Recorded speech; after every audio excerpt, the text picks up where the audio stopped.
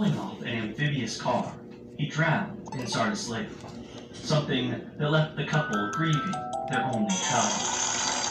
James seemed to want to free himself of any and all reminders of what could have been, selling the property he kept for his son. However, tension arose in the marriage when he kept the amphibious car in the garden, something that angered Joanne. Despite the grief that came with losing her son, she continued to teach, and outwardly seemed like the same woman everybody knew and loved. She still doted on her students, southern charm intact, making them feel like stars despite her personal struggles. At home, she struggled to move through the house, her husband hoarding clutter that had spiraled out of control. Only a few weeks before she disappeared, she discovered the carcass of their pet cat as she went through the freezer, refusing to cook out of horror and disgust. On December 20th, 1985, all seemed well. She taught her students, went out to dinner with her husband and a few friends, with a hair appointment planned for the morning.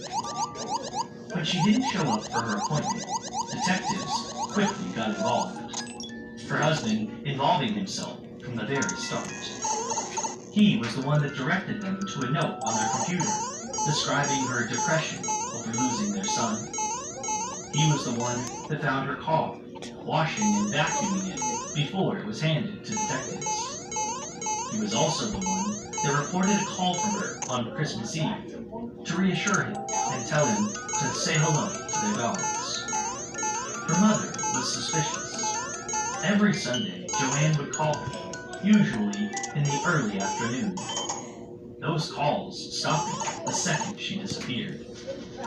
She struggled to understand her behavior, and those that knew the couple felt the same. Each revelation by James bringing them more questions than answers. Where he told newspapers he had no idea where she was, whether she was alive or dead. He told detectives she had assumed a new identity and told him not to search for her. Weeks after Joanne had disappeared, James had started to date another woman. A year after her disappearance, he filed for divorce. Unable to get a search warrant, detectives were left with nothing but questions for almost 30 years. When James passed away around Christmas in 2012, contractors had to be hired to clean the house before it could be sold. The freezer held their 2 pet dogs, house filled with decaying books and piles of gadgets that had fallen to the wayside as life went on. Perhaps the most concerning discovery was that of a hollow-sounding wall in the basement, pulled down to reveal a barrel.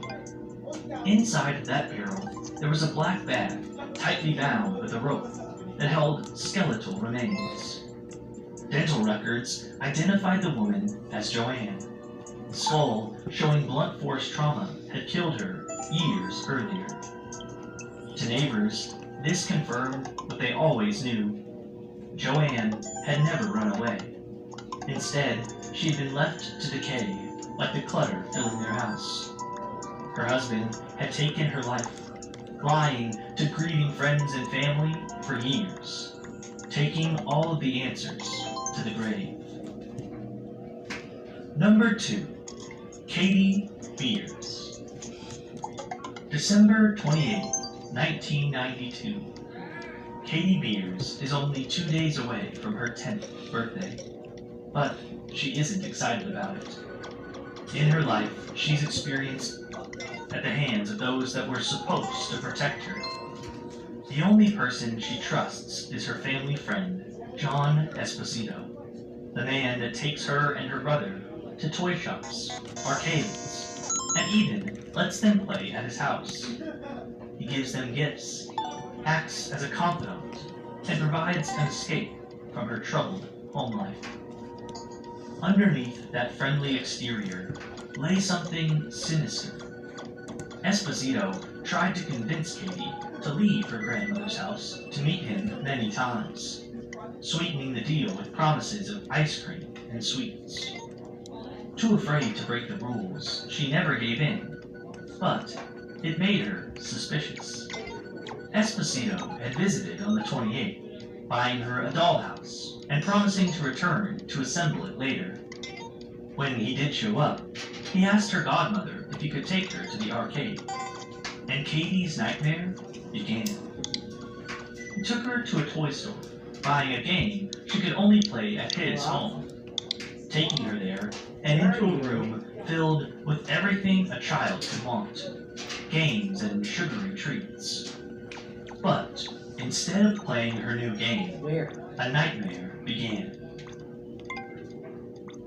Where? The Philippines. We only had 6 days Wait, here, what kind of but yet each one felt more like a dream than reality. Like where I used to live. It's like by grandpa's house. So where?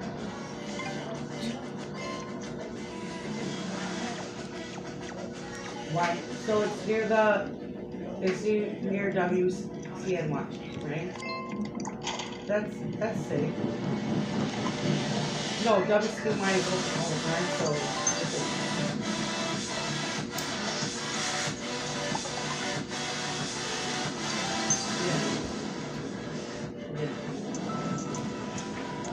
yeah, you're right near WCNY. You're